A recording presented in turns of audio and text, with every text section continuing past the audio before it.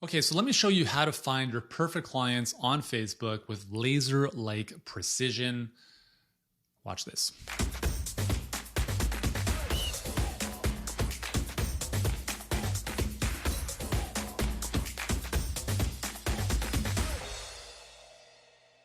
Hey guys, what's going on? Yuri Elkaim here from Healthpreneur. We help health and fitness experts grow an amazing business online, coaching, virtual practice, whatever you want to call it. A big piece of what we do, if you've been watching my videos on this channel, you know that we love Facebook. Whatever your thoughts are on Zuckerberg and Facebook, listen, get over it. Facebook has 3 billion users and every single person you ever want to help is on Facebook. Okay, so you can live 100 lifetimes and still not reach everyone you could possibly target.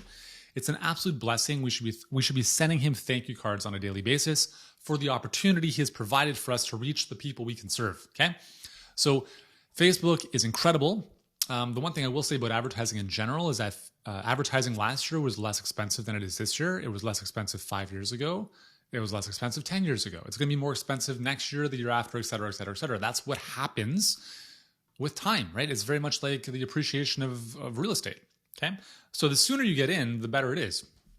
And the sooner you learn how to turn cold traffic, people who've never heard of you, into paying clients, it's just incredible. I mean, there's no faster way to build a business than using Facebook, or I should say advertising in general. But Facebook is probably the simplest platform for most health experts to get a grip of and really master. But you might be saying, well, Yuri, I've heard Facebook doesn't work. Well, think of that for a second. Just think of that statement. Facebook doesn't work. Are you for real? You think Facebook is the company that it is because all the advertisers on the platform can't make money on it? That's ridiculous, okay? Facebook advertising works and it doesn't work. What's the difference? It doesn't work for people who have no clue what they're doing, okay? And it works very well for people who do know what they're doing. What's the difference? Well, I'm going to talk about what that difference is right here. And by popular demand, I'm going to bring back the whiteboard here. So let me open this bad boy up and bring the goods.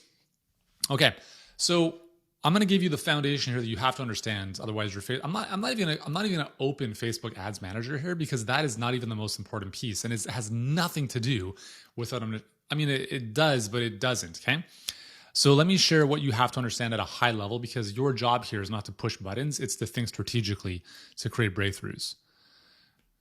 So there are 3 pieces that you need to have dialed in. I call these the 3 M's. I've shot many other videos with this stuff. First piece is your market.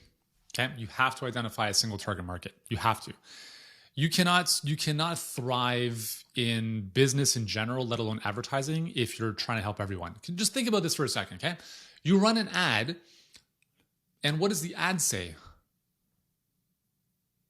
I'm awesome at what I do. I help people improve their wellness. I don't give a shit. That doesn't mean anything to me, right? You have the only way for messaging, which is now the second piece. Okay, so I'll just let the cat out of the bag. The message is the second and very important piece to this puzzle. In fact, I'm going to share with you why I think it's the most important piece.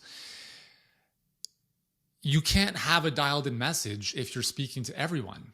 You can't have a message that people who want to lose weight feel heard and understood by if you're also trying to target those who are trying to regrow their hair. You know what I'm saying?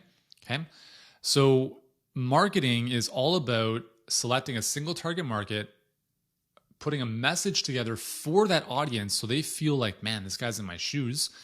And the final piece here is the magic, is introducing an offer that gets them very excited to be like, wow, maybe this is the solution I've been looking for.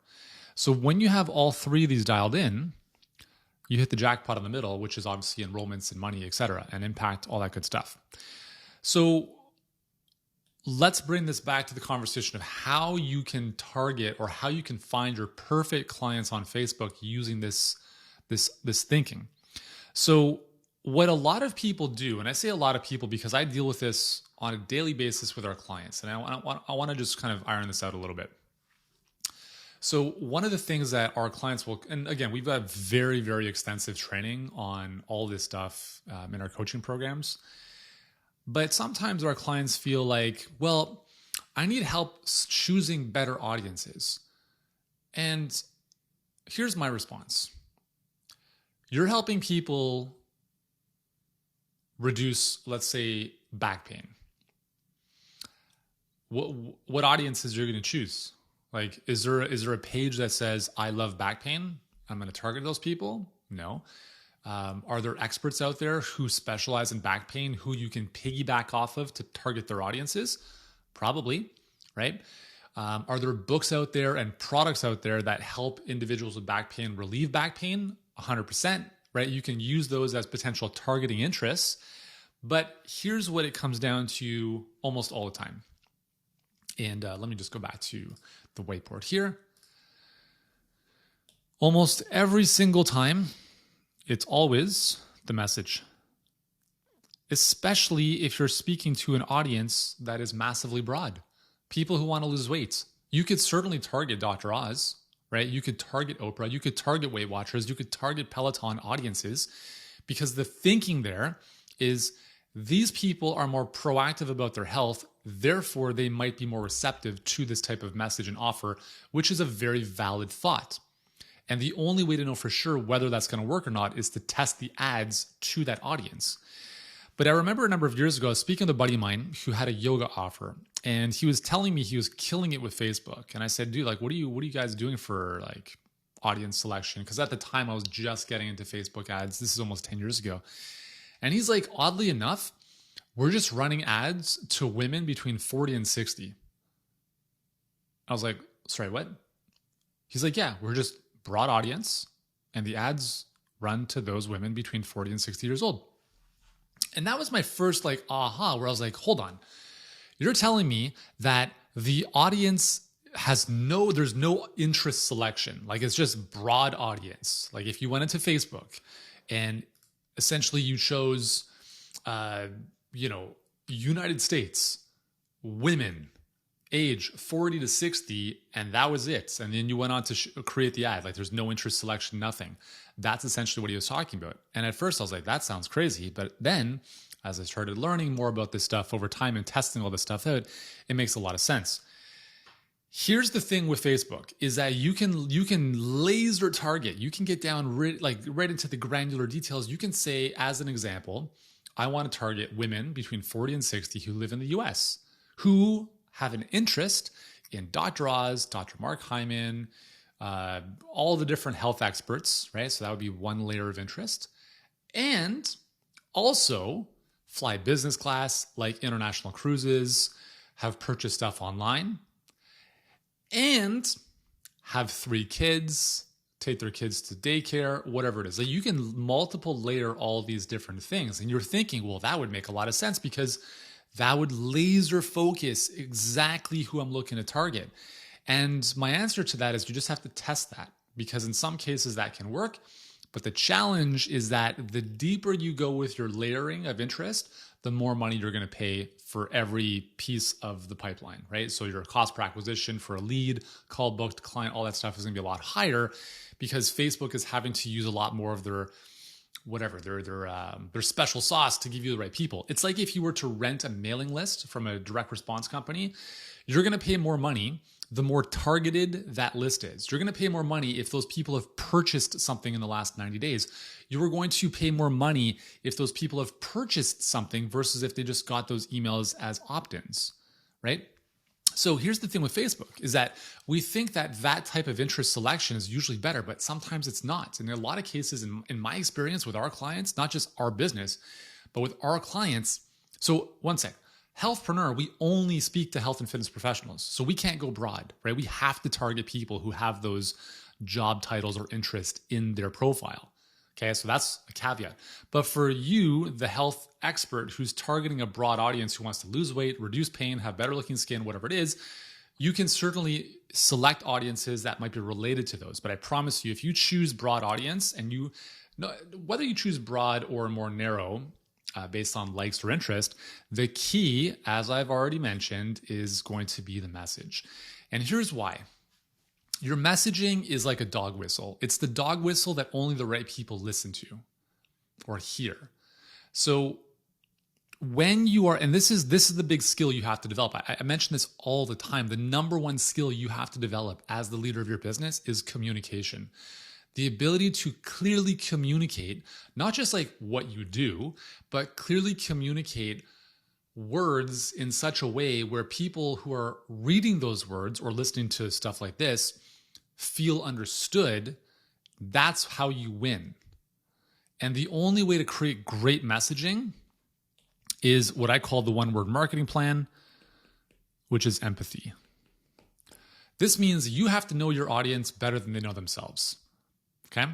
Because as soon as someone sees a message where they feel they can almost like see themselves in your story or in your message, like, that just happened to me last night. That's crazy. How did this person know about that?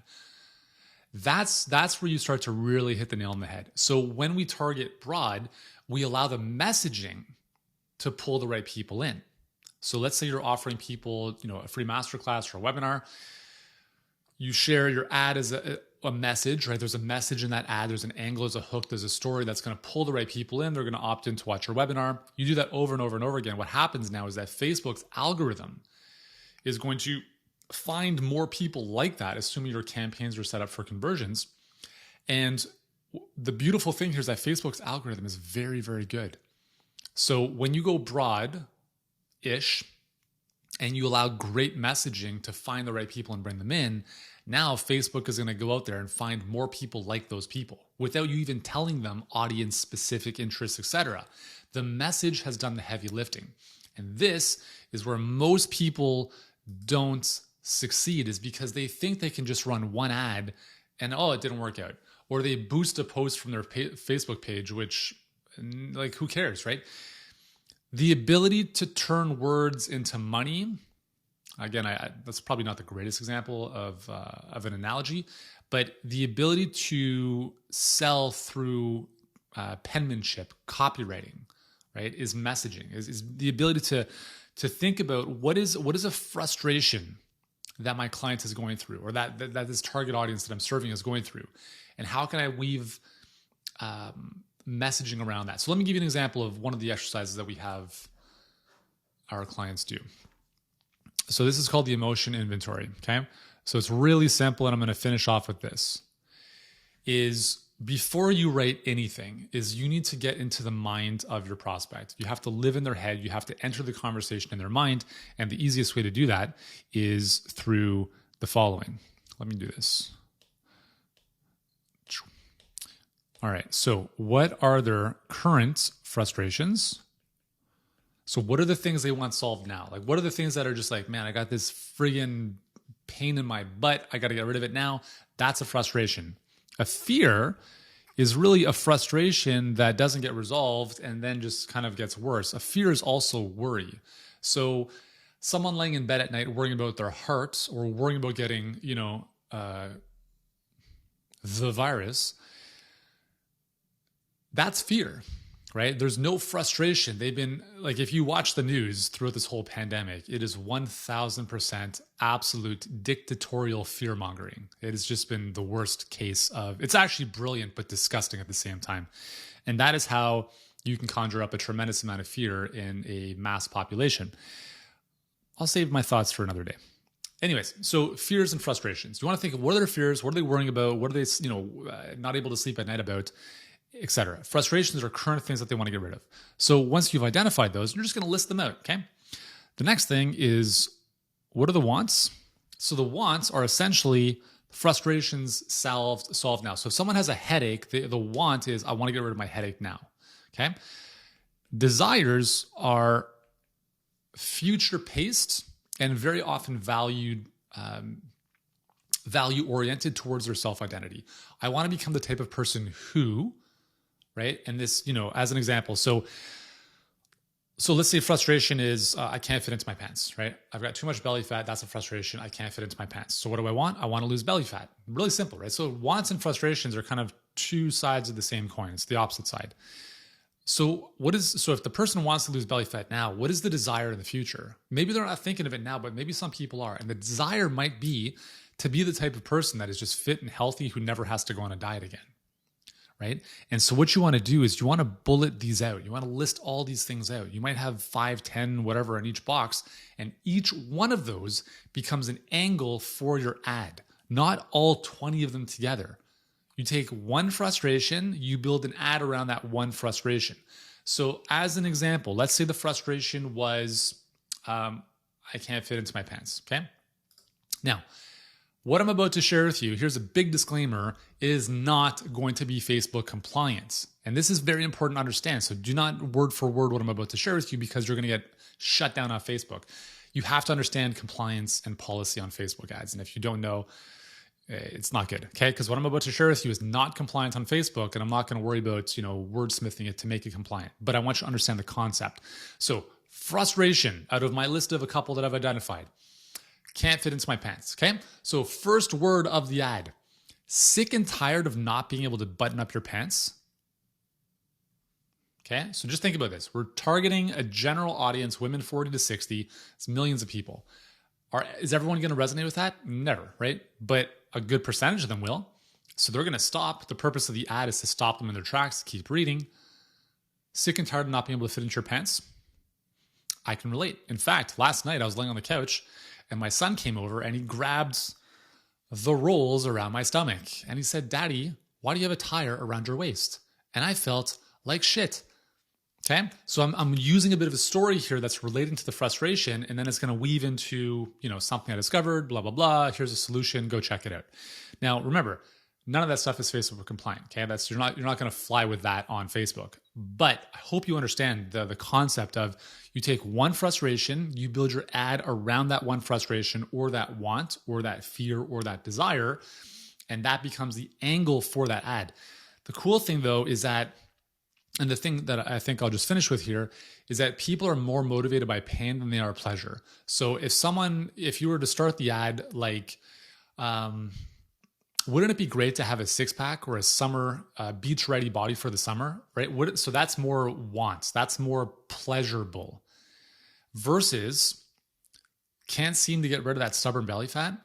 The can't seem to get rid of the stubborn belly fat is always going to perform better, because we are very, very aware of the things that bother us. We're very aware of our frustrations, and we're less connected to future. We're less connected to the pleasure of the future.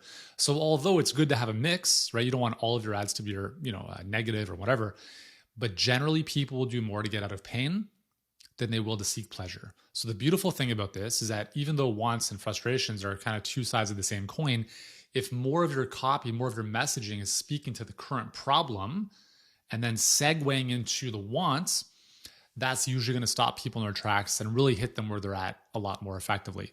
So that is how you laser target and really find with laser target precision the right people on Facebook. It's not about audience selection necessarily. It's a piece of it, but the bigger piece is your messaging. And if you're great with your messaging, and you understand what your target audience is going through and what's happening up here, that is the magic sauce, right? And then Facebook's algorithm will do the rest to find more people like that. And then you can just take that to the bank. Again, if you want help with this, I've got another video on, I think one of them is, I'm going to walk you through an actual Facebook ad that I've written. So check that out below if you want to see an actual example of like me writing in an ad that would probably be more compliant than what I just shared with you here. And if you like this kind of stuff, subscribe to the channel. I've got hundreds of other videos to help you build a great health business. Listen, if you just watched every single video on my channel, if you did nothing else for today, but just watched every video, your mind would be like blown. I'm not holding anything back here. So if you want some really great nuggets and great strategies and tactics to build a great business online, take your marketing and business to the next level, then this is the channel where it's at, Healthpreneur. And I hope you enjoy this. Again, everything you need is listed below. Subscribe. I'll see you in the next video. Thanks for watching your time.